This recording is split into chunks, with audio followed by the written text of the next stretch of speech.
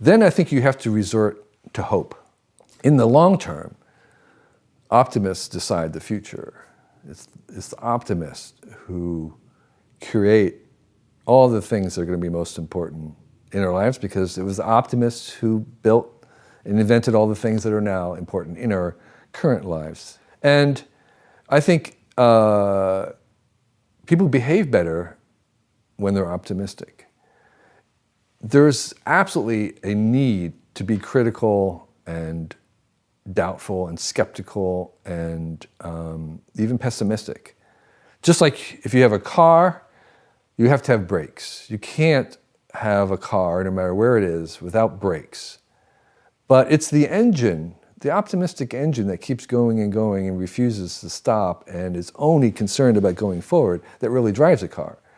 But you certainly need brakes to steer it. And I think if you have only brakes, you don't go anywhere. And I think what we have right now is we have an imbalance between pessimism and optimism, and we really need a lot more optimism about the future in order to have that engine keep going.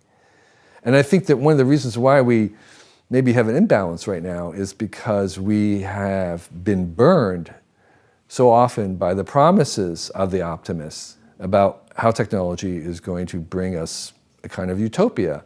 And I think nobody believes in utopia anymore. I certainly don't. But dystopia is actually not any better, and that's actually the only vision that we have of the future, which is really sort of made by Hollywood and some science fiction, which is of a dystopia that collapses.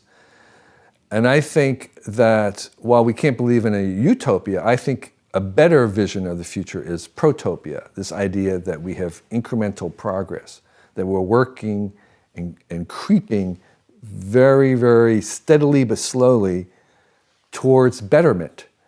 So every year is a little tiny better than the year before. Not much, but a little tiny better.